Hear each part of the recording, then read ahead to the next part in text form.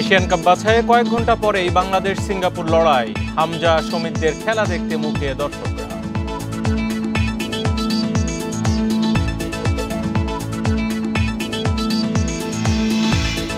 জুলাই হত্যা মামলায় আসামি বেশি হওয়ায় তদন্তে দেরি, দাবি স্বরাষ্ট্র উপদেষ্টার। মামলা বাণিজ্যে জড়িতদের বিরুদ্ধে কঠোর ব্যবস্থা।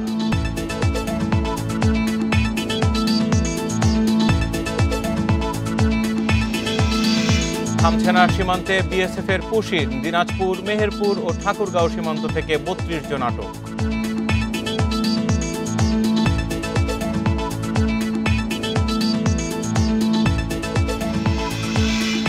যশোরের রাজারহাটে চামড়ার দাম নিয়ে হতাশ মৌসুমী ব্যবসায়ীরা। ঈদের পরের প্রথম হাটে জমেনি কেনাবেচা।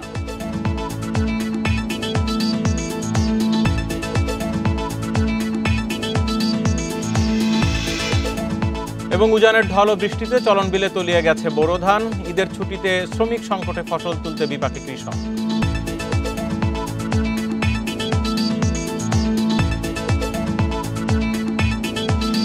সাউদি এক্সপ্রেস করবে ওভারহিটিং শেষ, ইঞ্জিন রাখে ঠান্ডা আর দিবে স্মুথ পারফরম্যান্স। Southee lubricants. সমগ্র বাংলাদেশে স্বাগত, জাহিদুল বাশার আছে আপনাদের সাথে। এশিয়ান কাপ বাছাইয়ে বাংলাদেশ সিঙ্গাপুর ম্যাচ ঘিরে ঢাকা সহ সারা দেশে ভক্ত সমর্থকদের আগ্রহ তুঙ্গে।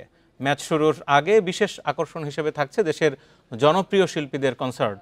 স্টেডিয়াম ছাড়াও জামাল হামজাদের ম্যাচ বড় পর্দায় দেখতে রাজধানীতে 2টি ফ্যান জোন করা হয়েছে।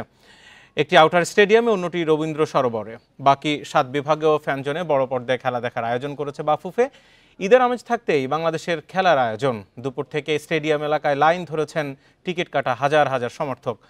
জাতীয় স্টেডিয়ামে বসে সরাসরি খেলা দেখার সুযোগ পাচ্ছেন 18,000-এর কিছু বেশি দর্শক। মাঠের প্রতিটি প্রবেশ মুখে আইনশৃঙ্খলা বাহিনীর সঙ্গে সহযোগিতায় আছেন স্বেচ্ছাসেবকরাও। ভোগান্তি এড়াতে দুপুর 2টা থেকে বিকেল 5টার মধ্যে স্টেডিয়ামে দর্শক প্রবেশের সময় দেওয়া হলেও সেটা পিছিয়ে 3টায় করেছে বাফুফে। ম্যাচ শুরু হবে সন্ধ্যা 7টায়। আমি কাতার থেকে আসছি মাত্র সিঙ্গাপুর ভার্সেস বাংলাদেশের ম্যাচটা খেলা দেখার জন্য, মাঠে বসে বাংলাদেশের ইতিহাসে সাক্ষী হওয়ার জন্য। হামজা চৌধুরী খেলা দেখতে আসছি এবং হামজা চৌধুরী পছন্দ। স্টেডিয়ামে কখনোই খেলা দেখি নাই, সো এটা আমার ফার্স্ট টাইম। আর এই যে ক্রাউড দেখছেন, সো আমিও সেম এক্সাইটেড। হামজা এবং শামিক সোম যারা আছে, সুমিত, তারপর হচ্ছে ফামিলিরা ভালো খেলবে এবং আজকে আমরা সবাই চাই হামজা একটা গোল করবে। ব্যবস্থা ঠিক করা উচিত, কিন্তু আস্তে আস্তে উন্নত হবে আমরা আশা করি। এগুলো ব্যবস্থা যদি চেক করে বাংলাদেশ বাফুফে অনেক উন্নত হবে, বাংলাদেশ টিমটা অনেক ভালো দিকে আগাচ্ছে। আমরা সরাসরি যেতে চাই জাতীয় স্টেডিয়ামে। এই মুহূর্তে সেখানে রয়েছেন আমাদের সহকর্মী পিয়াস সাহা। পিয়াস, ফুটবল নিয়ে এই ধরনের উন্মাদনা, উত্তেজনা খুব কমই দেখা যায়। আমরা এতদিন ক্রিকেট দেখে অভ্যস্ত। আজকের ম্যাচটাও খুবই গুরুত্বপূর্ণ। আবহাওয়া খুব একটা অনুকূলে নেই যেটা দেখতে পাচ্ছি। জানাবেন সব মিলে কি অবস্থা?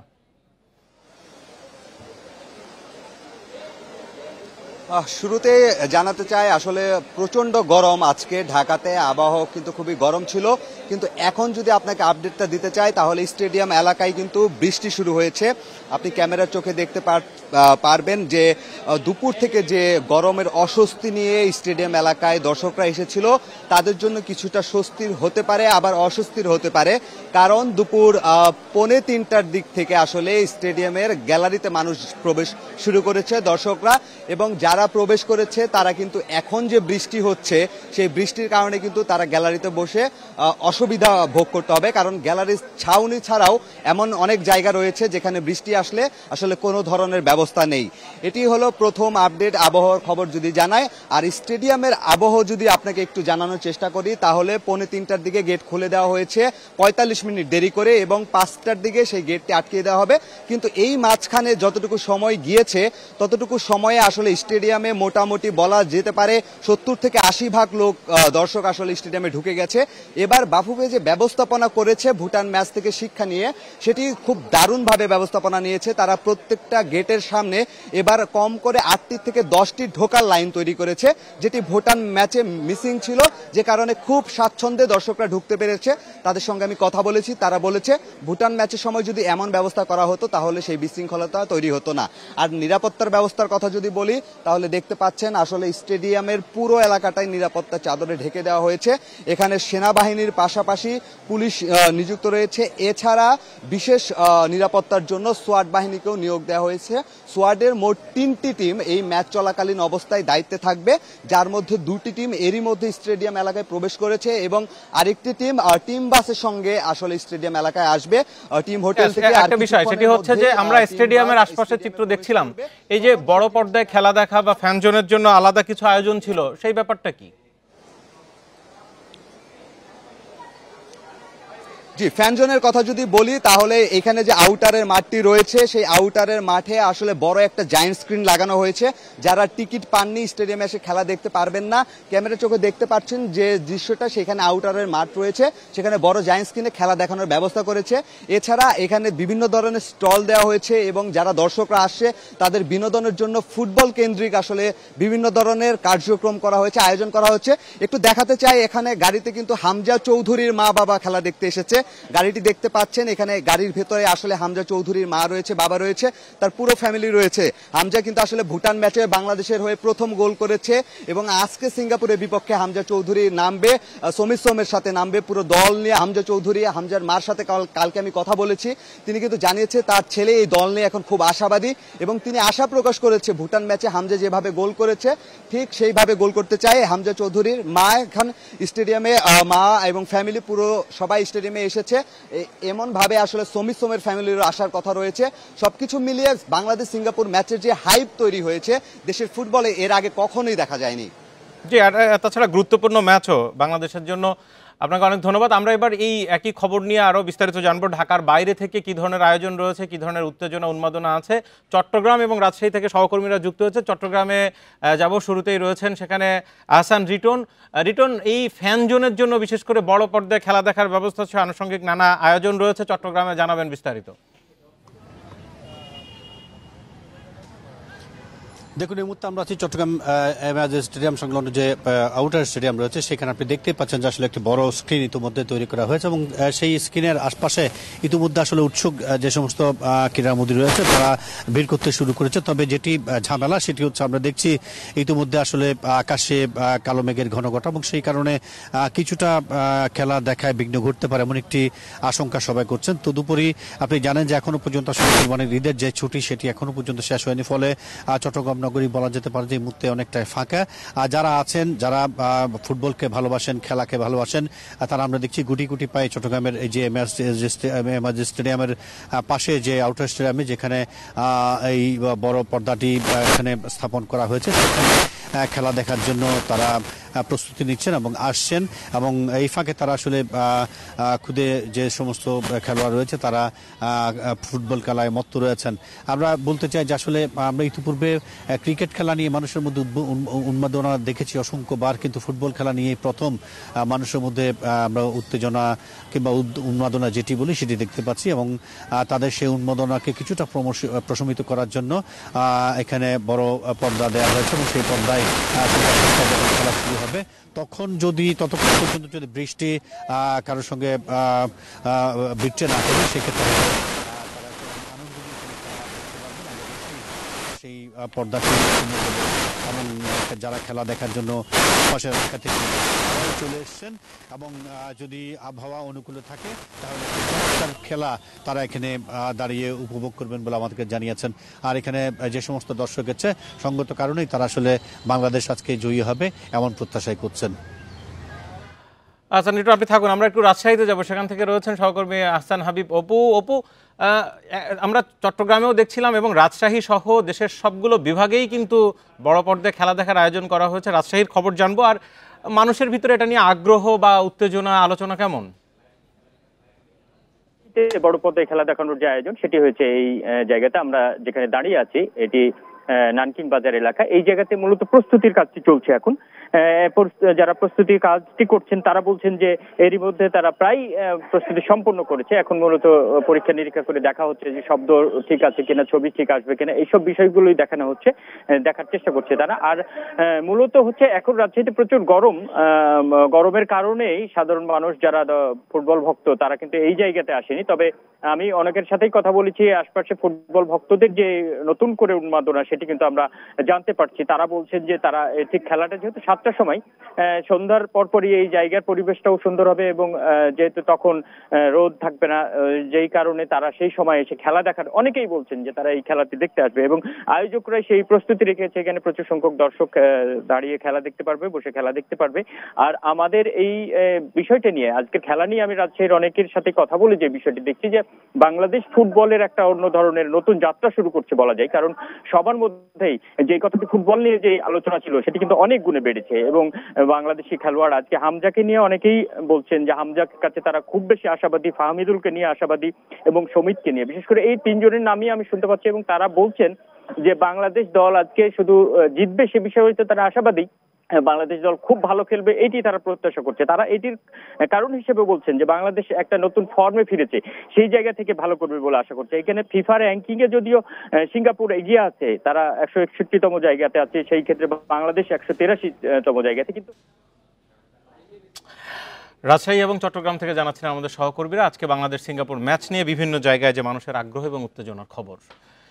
জুলাই গণহত্যার বিভিন্ন মামলায় আসামির সংখ্যা বেশি থাকায় কে দোষী আর নির্দোষ তা নিশ্চিত করতে বেশি সময় লাগছে, জানিয়েছেন স্বরাষ্ট্র উপদেষ্টা জাহাঙ্গীর আলম চৌধুরী। সকালে গাজীপুর মেট্রোপলিটন পুলিশের গাছা থানা পরিদর্শন শেষে সাংবাদিকদের প্রশ্নের জবাবে উপদেষ্টা বলেন, আগে কোনো হত্যার ঘটনায় জড়িত 15 থেকে 20 জনের বিরুদ্ধে পুলিশ বাদী হয়ে মামলা দিত। তবে জুলাই আন্দোলন ও হত্যাকাণ্ডের ঘটনায় বিভিন্ন সংক্ষুব্ধ ও ক্ষতিগ্রস্ত মানুষ অনেক বেশি সংখ্যক আসামির নামে মামলা দায়ের করছে। অনেক মামলায় ঢালাওভাবে বিভিন্ন জনকে আসামিও করায় অনেক নির্দোষ ব্যক্তিও মামলায় আসামি হয়েছেন। পুলিশ বিভাগের সংস্কার চলছে উল্লেখ করে স্বরাষ্ট্র উপদেষ্টা বলেন, অনলাইনে মামলা ও জিডি গ্রহণ করার উদ্যোগ নেওয়া হয়েছে। তিনি আরও জানান, উন্নত বিশ্বের মতো কাচের ঘরে আসামিদের জিজ্ঞাসাবাদ করার ব্যবস্থা হবে, যাতে করে তাদের সাথে কি ধরনের আচরণ করা হচ্ছে তা বাইরে থেকে পর্যবেক্ষণ করা যায়। আগে হয়তো 10 জন 15 জনের নাম থাকতো আর কতগুলি বেনামে দিয়ে পুলিশ মামলা দিত। আর এইবার হইতে কি আপনারা মামলা দিচ্ছেন, 10 জন 15 জনের নাম দিচ্ছেন, 200-250 বেনামি লোক দিচ্ছেন। এই জন্য কিন্তু ইনভেস্টিগেশনও দেরি হয়ে যাচ্ছে। এই জনগণের কতগুলি অনেক, হ্যাঁ এর ভিতরে অনেক দোষী আছে, অনেক নির্দোষী লোকেরও আপনার সে আসামি করে দিচ্ছে। সীমান্ত দিয়ে মঙ্গলবার আরও 32 জনকে বাংলাদেশে পুশিন করেছে ভারতের সীমান্তরক্ষী বাহিনী বিএসএফ। বাংলাদেশি নাগরিক দাবি করে রাতে দিনাজপুর, মেহেরপুর ও ঠাকুরগাঁও সীমান্ত দিয়ে তাদেরকে পুশিন করা হয়। সোমবার রাতে দিনাজপুরের বিরল উপজেলার এনায়েতপুর সীমান্ত দিয়ে 13 জনকে পুশিন করা হয়। বিজিবি বলছে তাদের মধ্যে 9 শিশু, 2 জন নারী এবং 2 জন পুরুষ রয়েছে। এর আগে গত 29শে মে একই সীমান্ত দিয়ে আরও 13 জনকে পুশিন করেছিল বিএসএফ। এদিকে মেহেরপুরের মুজিবনগরের জয়পুর সীমান্ত দিয়ে আরও 12 জনকে পুশিন করেছে বিএসএফ। এছাড়া ঠাকুরগাঁওয়ের পীরগঞ্জের সীমান্ত দিয়ে পুশিনের পর 7 জনকে আটক করেছে বিজিবি।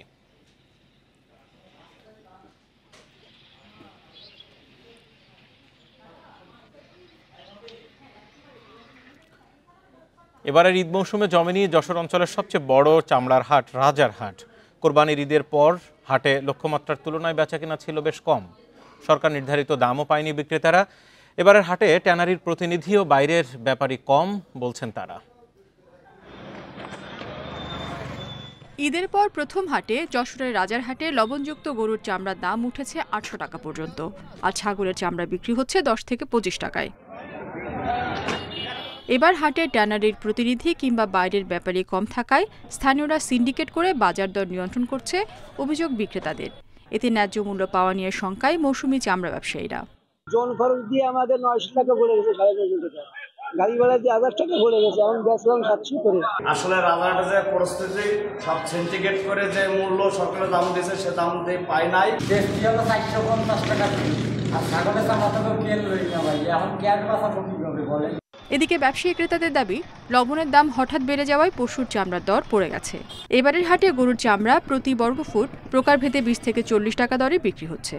যে মালের যে দাম, তারপর লবণ করার যে বিষয়টা, সব মিলিয়ে রেটটা খারাপ। ডাইরেক্ট ঢাকার পার্টিও আসে, কুষ্টিয়া, ঝিনাইদহ, খুলনা বিভিন্ন এলাকার পার্টিরা এখানে চামড়া কিনতে আসে, তারা আজকে আসেনি। ট্যানারি মালিকরা নামার পরেই বোঝা যাবে দামটা আসলে কত নিচ্ছে না নিচ্ছে, যারা কিনবে। ব্যবসায়ী নেতাদের দাবি, সরকার চামড়ার অতিরিক্ত দাম নির্ধারণ করায় বাজার স্থিতিশীল হয়নি। পুরো চামড়াটা ধস পড়ে গেছে, ধসের কারণে যে দাম মূল্য নির্ধারণ করা হয়েছে সরকার তরফ থেকে, এই জন্যই সাধারণ চামড়া ব্যবসায়ীরা বিভ্রান্তি অবস্থার মধ্যে রয়েছে। তারা মাল হাটের মধ্যে উঠোয়নি, হাটের মধ্যে নিয়ে আসেনি, বেচা কিনা সেই অবস্থানও নেই। এবারের কোরবানিতে রাজারহাটে 1 লাখ পশুর চামড়া সংগ্রহের লক্ষ্যমাত্রা থাকলেও এ পর্যন্ত মিলেছে মাত্র 25,000 চামড়া। Independent news. কুষ্টিয়ায় একটি ভবনের গ্যারেজে একটি বিলাসবহুল ল্যান্ড ক্রুজার এসইউভি পাওয়া গেছে, যা ঝিনাইদহ 4 আসনে নিহত সাবেক এমপি আনোয়ারুল আজিমের বলে ধারণা করা হচ্ছে। গাড়িতে নাভানা মোটরসের সার্ভিসিংয়ের কিছু কাগজপত্র পাওয়া গেছে, যেখানে মালিক হিসেবে এমপি আনোয়ারের নাম লেখা রয়েছে। কুষ্টিয়ার পুলিশ লাইন্সের সামনে অবস্থিত সাফিনা টাওয়ারের পার্কিংয়ে 3 মাস আগে টয়োটা ল্যান্ড ক্রুজার প্রাডো ব্র্যান্ডের কালো রঙের গাড়িটি রাখা হয়। গত 3 মাস ধরে গাড়িটি পড়ে থাকায় সন্দেহের সৃষ্টি হলে গাড়ির মালিকের সন্ধানে নামে পুলিশ। সোমবার রাতে কিছু কাগজপত্রে গাড়িটির মালিক হিসেবে কলকাতায় হত্যাকাণ্ডের শিকার এমপি আনারের নাম পাওয়া যায়। এ বিষয়ে কুষ্টিয়া মডেল থানার ওসি মোশাররফ হোসেন জানান, গাড়িটির মালিকানার তথ্য দিতে সময় নিয়েছে ভবন মালিক। গাড়ির মালিকানা নিশ্চিতের পর আইনগত ব্যবস্থা নেওয়া হবে। যখন বের করে যখন ওনারা দেখছিল বা পড়ছিল, তখন ওনারা বললো যে আনোয়ার আলী গাড়ি। 3 মাস মতন হবে এই গাড়িটা আসছে। আমাদের ইনফরমেশন পাওয়ার পরে আমাদের পার্টির পুলিশ অফিসার গেছিলেন। তারপরে বাড়ির মালিকের সাথে কথা হয়েছে, ওনার ওইভাবে নাই, দেখি উনি সঠিকভাবে আসলে কি বলতে চান। তারপর যদি এরকম না হয় তাহলে আমরা আমাদের আইনগত ব্যবস্থা নেব আর কি। বলতে পারে না এখনো। উজানের ঢল ও বৃষ্টিতে আগাম বন্যায় চলনবিল এলাকায় তলিয়ে গেছে কাঁচা পাকা বোরো ফসল। ঈদের ছুটিতে শ্রমিক সংকটে তলিয়ে যাওয়া ফসল কাটতে বেশ বিপাকে পড়েছেন কৃষকরা। এমন অবস্থায় সরকারি সহায়তা চেয়েছেন ক্ষতিগ্রস্তরা। আর কৃষি বিভাগ বলছে, তালিকা করে ক্ষতিগ্রস্তদের সহায়তা করা হবে। কোথাও হাঁটু পানি, আবার কোথাও কোমর পানিতে নেমে ধান কাটছেন কৃষকরা। এমন দৃশ্য সিরাজগঞ্জের তাড়াশ উপজেলার চলনবিল এলাকায়। কৃষকরা বলছেন, উজানের ঢল ও অতিবৃষ্টিতে তলিয়ে গেছে তাড়াশ, শাহজাদপুর ও উল্লাপাড়ায় চলনবিলের নিচু জমির কাঁচাপাকা বোরো ধান। সিরাজগঞ্জ তাড়াশ থানা এই বর্ষাতে এসে উপরকার ঢল বৃষ্টিতে ডুবে গেছে। অনেকজন কাটতে পারতেছে আর অনেকজন কাটতে পারতেছে। আমাদের চলনবিলের ক্ষেতগুলো 2 দিনের মধ্যে আমাদের এই ধানগুলোর ক্ষেত সব ডুবে গেছে। ঈদের ছুটিতে শ্রমিকও পাচ্ছেন না তারা, এজন্য ক্ষতিগ্রস্ত ফসল ঘরে তুলতে পারছেন না কৃষক। ধান কাটার লেগে সিরিয়াল দিয়ে লোক পাওয়া যায় না, লোক পাওয়ার না কারণে কত ভুই মনে এখনো বর্তমান পানি ডুবে আছে। কৃষি বিভাগ বলছে, বন্যা আসার আগে চলনবিল এলাকায় 96 ভাগ ধান কাটা শেষ হয়েছে। মাঠে থাকা কিছু ফসল নষ্ট হয়েছে। ক্ষতিগ্রস্তদের তালিকা করে সহায়তার আশ্বাস কর্মকর্তাদের। ইতিমধ্যে পানি কমা শুরু হয়েছে। আশা করছি যদি এরকম আরো 4-5 দিন থাকে তাহলে আমাদের কৃষক ভাইদের ধান কাটা শেষ হয়ে যাবে এবং তাদের যে কোনো ধরনের সহায়তার জন্য আমরা তাদের পাশে অবস্থান করছি। চলনবিলে এবার 22,505 হেক্টর জমিতে বোরোর আবাদ হয়েছে। এর মধ্যে ক্ষতিগ্রস্ত হয়েছে 113 হেক্টর জমির ধান। Independent news. ঈদের লম্বা ছুটিতে কক্সবাজারে প্রতিদিনই বাড়ছে পর্যটকের সংখ্যা। সকাল থেকে সমুদ্র সৈকতে পর্যটকদের ভিড় লক্ষ্য করা গেছে। তীব্র গরমে একটু প্রশান্তি পেতে অনেকেই সমুদ্রের নোনা জলে গা ভাসাচ্ছেন। অনেকে আবার সৈকতের বেঞ্চে বসে প্রাকৃতিক সৌন্দর্য উপভোগ করছেন। এদিকে নিরাপদ সমুদ্র স্নান নিশ্চিতে লাইফগার্ড সদস্যদের তৎপরতা চোখে পড়ার মতো ছিল। সূর্যোদয়ের বেলাভূমি কুয়াকাটাতেও ঈদের চতুর্থ দিনে পর্যটকদের সমাগমে মুখরিত হয়ে উঠেছে। আগত পর্যটকরা পুরো সৈকত জুড়ে ঈদ উৎসবে মেতেছেন। খাগড়াছড়ি ও বান্দরবান, মৌলভীবাজার সহ দেশের বিভিন্ন পর্যটন কেন্দ্রগুলোতেও পর্যটকেরা ঘুরে বেড়াচ্ছে পাহাড়, অরণ্য, ঝিরি, ঝর্ণা ও উপত্যকায়। পাহাড়ের সৌন্দর্য দেখে মুগ্ধ পর্যটকেরা। পুরো সপ্তাহ জুড়ে এমন ভিড় থাকবে আশা পর্যটন সংশ্লিষ্টদের। এদিকে যে কোনো অপ্রীতিকর ঘটনা এড়াতে তৎপর রয়েছে টুরিস্ট পুলিশ, নৌ পুলিশ ও থানা পুলিশের সদস্যরা।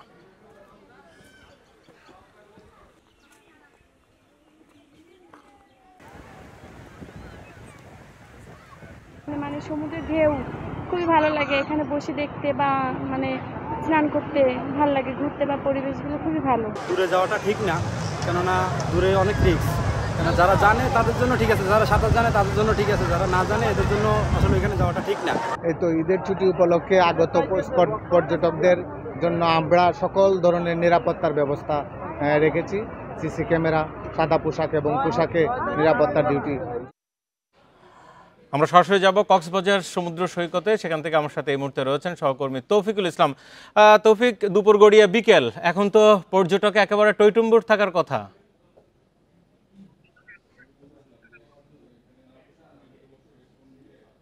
বাসার মূলত এখন হচ্ছে বিকেল 4টা, 4:30 বাজে। পর্যটক সমাগম অনেক বেশি হয়েছে।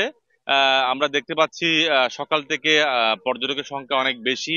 এখন পর্যটকদের সাথে যোগ দিয়েছে স্থানীয় দর্শনার্থীর সংখ্যাও আমরা অনেকটা বেশি দেখতে পাচ্ছি। একটু দেখাই, আছি সমুদ্র সৈকতের লাবণী পয়েন্টে। এখানে আপনারা দেখতে পাচ্ছেন যতদূর চোখ যায় মানুষ আর মানুষ। এখানে তারা যে যার যার মতো করে আনন্দ উপভোগ করছেন।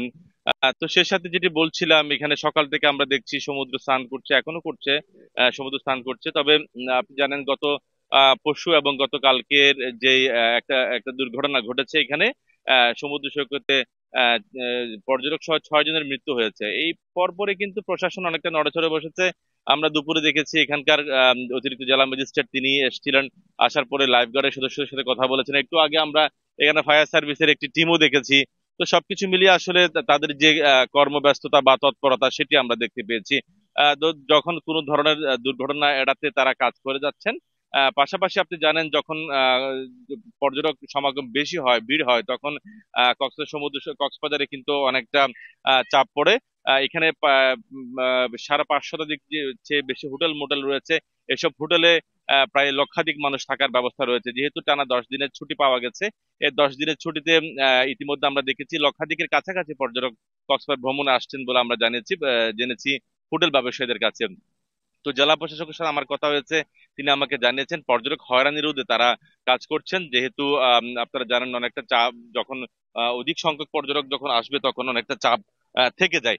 সেই সব বিষয় থেকে মূলত পর্যটক হয়রানি যাতে না হয় সেই বিষয়ে তারা দেখভাল করছেন। এখানে টুরিস্ট পুলিশ রয়েছেন, জেলা পুলিশের সদস্যরা রয়েছেন, সেনাবাহিনী কাজ করে যাচ্ছেন। অনেকটা 4 স্তরের নিরাপত্তা ব্যবস্থা জোরদার করা হয়েছে।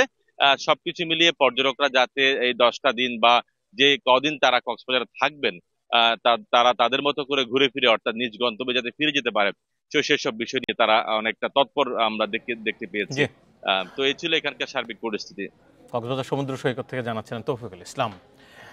ঈদের ছুটি টানা 10 দিন, এই বন্ধে টাস্কফোর্স গঠন করে তদারকির মাধ্যমে চট্টগ্রাম বন্দরে আমদানি রপ্তানি স্বাভাবিক রাখার চেষ্টা করেছে কর্তৃপক্ষ, কিন্তু কোনো সুফল মেলেনি। কর্তৃপক্ষ বলছে পণ্য খালাস ও জাহাজীকরণের গতি মন্থরই ছিল। আর ব্যবসায়ীরা বলছেন অনেক দিনের রীতিতে হঠাৎ পরিবর্তন আনা যাচ্ছে না। বর্তমানে বন্দরের বহির্নোঙর ও জেটিতে মোট 130টি জাহাজ রয়েছে, এর মধ্যে 61টি জাহাজে পণ্য ওঠানামার কাজ চলছে। বৃহস্পতিবার চট্টগ্রাম বন্দরে কন্টেইনার ছিল 36,215 একক। সেদিন পণ্য খালাস ও জাহাজীকরণ হয়েছে 9,984 একক কন্টেইনার। সোমবার আছে 40,356 একক কন্টেইনার, কিন্তু খালাস হয়েছে মাত্র 170 একক। কর্তৃপক্ষ বলছে ঈদের দিন মাত্র 8 ঘন্টা বন্দরের অপারেশনাল কার্যক্রম বন্ধ ছিল। এবার ঈদের বন্ধ পরিস্থিতি স্বাভাবিক রাখার চেষ্টা করা হলেও কাজ হয়নি। কর্মচারীরা ছুটিতে যায়, অনেক সময় অনেক গার্মেন্টস থেকে তাদের কর্মচারীরা ছুটিতে থাকে, সে কারণে ডেলিভারি ফ্লোটা কমে যায়। তো আমরা এই জন্য আহ্বান জানাই সবাইকে, ডেলিভারি ঈদের সময় যে বন্ধটা থাকে সেটাতে যেন তারা কাজ করে বন্দরকে সচল রাখে। সংশ্লিষ্টদের দাবি ঈদে ছুটিতে থাকেন কর্মীরা, বেশিরভাগ কলকারখানা বন্ধ থাকার প্রভাবও রয়েছে। যারা ব্যবসা করছি আমরা হয়তো আমাদের নিজেদের তাগিদে থাকলাম, কিন্তু আমাদের যারা কর্মচারী আছেন, যারাই আসলে আমাদের এই কাজগুলি করেন, যারা আমাদের ডানহাত বামহাত, তাদেরকে তো আমাদের ছুটি দিতে হবে, যেহেতু ছুটি আছে। দীর্ঘ ছুটিতে বন্দরকে সচল রাখতে সমন্বিত উদ্যোগ জরুরি বলছেন ব্যবহারকারীরা। আমি যদি 10 দিনের ফ্যাক্টরি বন্ধ দিয়ে দিই, আমার ইম্পোর্ট এক্সপোর্টগুলো কে ছাড়াবে, কোথায় নিয়ে যাবে? এগুলো মনে হয় একটু আলাপ আলোচনা করে এই চেইনে যারা আছে, যারা ইম্পোর্টার এক্সপোর্টার, তাদের সাথেও কথা বলে টোটালি জিনিসটা একটু হোমওয়ার্ক করে খোলা রাখা উচিত। চট্টগ্রাম বন্দরে কন্টেইনারের ধারণ ক্ষমতা 53,000 একক। এর মধ্যে যানবাহন ও যন্ত্রপাতি চলাচলের জায়গা বাদ দিলে ধারণ ক্ষমতা দাঁড়ায় প্রায় 44,000 একক। অনুপম শীল, ইন্ডিপেন্ডেন্ট নিউজ, চট্টগ্রাম। করোনা সংক্রমণ রোধে হিলি ইমিগ্রেশন চেকপোস্টে কাজ শুরু করেছে মেডিকেল টিম। ভারত থেকে দেশে ফেরা যাত্রীদের স্বাস্থ্য পরীক্ষা করা হচ্ছে। সংশ্লিষ্টরা জানান ভারত ফেরত যাত্রীদের জ্বর, মাপা, ক্ষুধামন্দা সহ অন্যান্য উপসর্গ আছে কিনা সেটি জিজ্ঞাসাবাদ করা হচ্ছে। কারো মধ্যে উপসর্গ দেখা গেলে তাদের হাসপাতালে পাঠানো হচ্ছে। এছাড়া মাস্ক পরা সহ জনসমাগম বেশি আছে এমন স্থানে না যেতে পরামর্শ দেওয়া হয়েছে। সেই সাথে পাসপোর্ট যাত্রীদের মাস্ক পরা বাধ্যতামূলক করা হয়েছে। সংক্রমণ ঠেকাতে এমন উদ্যোগকে স্বাগত জানিয়েছেন যাত্রীরা।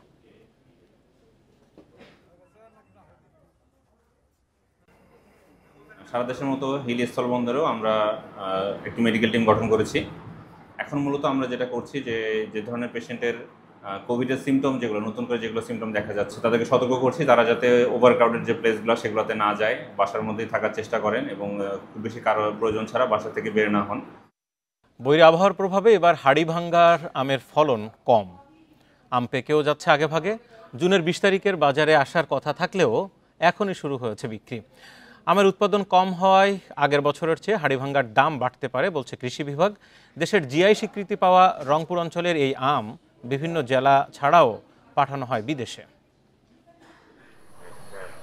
রংপুরের সব উপজেলাতেই কম বেশি চাষ হয় হাড়িভাঙা আমের। গত কয়েক বছরে সারা দেশে বেড়েছে সুমিষ্ট ও আশিন এই আমের চাহিদা। ভালো লাভ হওয়ায় রংপুর অঞ্চলের অনেক কৃষক অন্য ফসলের পরিবর্তে এখন আম চাষে ঝুঁকছেন। জুনের 20 তারিখ থেকে বাজারে হাড়িভাঙা পাওয়ার কথা থাকলেও এখনই শুরু হয়েছে বিক্রি। কৃষকরা বলছেন গ্রীষ্মের শুরুতে পর্যাপ্ত বৃষ্টি না হয় এবং প্রখর রোদের কারণে আমের গুটি আশানুরূপ বড় হয়নি। এতে ফলন কমার পাশাপাশি জুনের শুরুতেই পাকা শুরু হয়েছে আম। আগের থেকে কম হলেও তুলনামূলকভাবে হাড়িভাঙ্গা আম আছে আমাদের এদিকে। আমের উৎপাদনটা কম, সেহেতু বলতে চাই যে আমরা আশাবাদী যে আমের বাজারে এবার ইনশাল্লাহ আমরা ভালোই পাবো। প্রকারভেদে হাড়িভাঙা আমের দাম 70 থেকে 90 টাকা কেজি। চাহিদার কারণে কুরিয়ারের মাধ্যমে বিদেশে পাঠানো হয় দেশের জিআই পণ্য হাড়িভাঙা। মূল আসার সময় আমাদের মুকুল অনেক ছিল, কিন্তু সে পরিমাণে আমাদের আম আসেনি। মূল্যমান আশা করতেছি বাজার রেট, এখনো তো হাড়িভাঙা আমের বাজার রেট শুরু হয়নি, বাজার শুরু হলে আশা করা যায় মোটামুটি আর কি।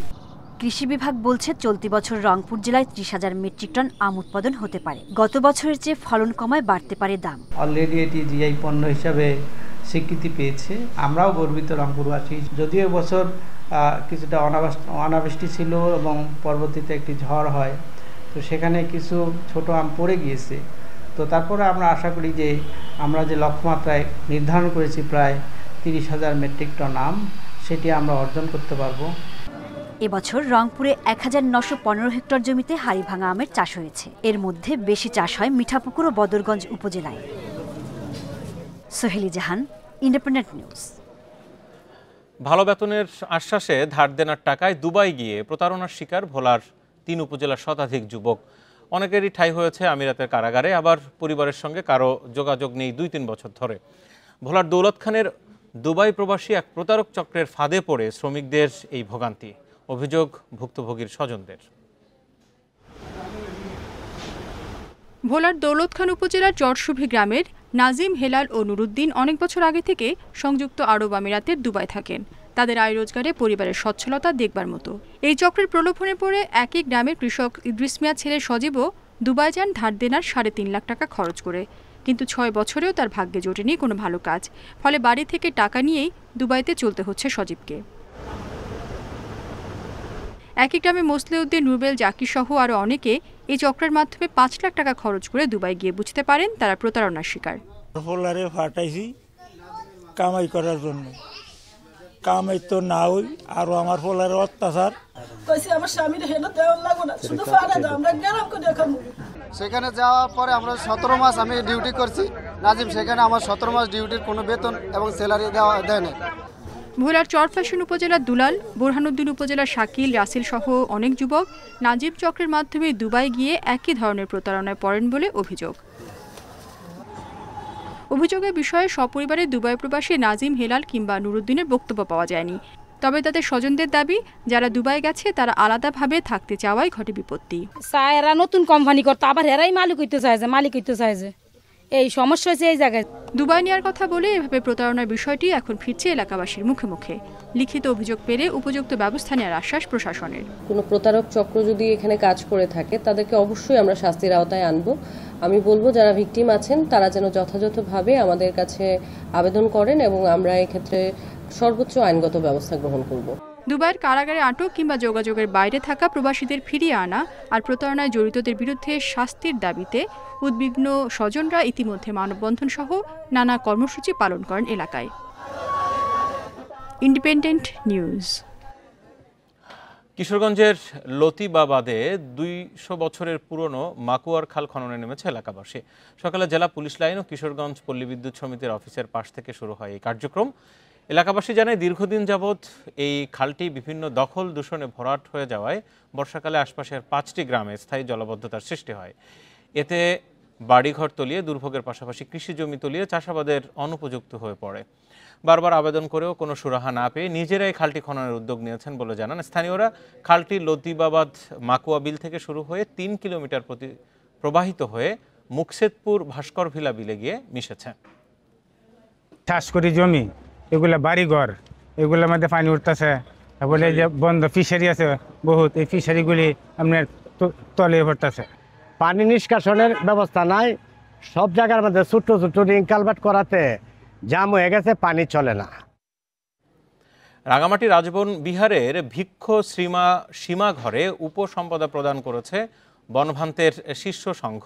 প্রথম পর্বের অনুষ্ঠান শেষে চলছে দ্বিতীয় পর্বের অনুষ্ঠান। দিনব্যাপী অনুষ্ঠান দেখতে পুণ্যার্থীরা জড়ো হয়েছেন রাজবন বিহারে। অনুষ্ঠানে 3 পার্বত্য জেলা ছাড়াও চট্টগ্রাম থেকে বৌদ্ধ পণ্ডিত ভিক্ষুরা যোগ দিয়েছেন। এ অনুষ্ঠানকে কেন্দ্র করে সকাল থেকে রাজবন বিহারে সাজ সাজ রব। প্রতি বছর 7 জানুয়ারি এই উপসম্পদা প্রদান অনুষ্ঠান হয়ে রাজবন বিহারে। তবে গত বছর কয়েকজন ভিক্ষু বিতর্ক তৈরি করলে এ অনুষ্ঠান স্থগিত হয়ে যায়। জামালপুরের সরিষাবাড়িতে 3টি হ্যান্ড গ্রেনেড উদ্ধারের পর নিষ্ক্রিয় করা হয়েছে।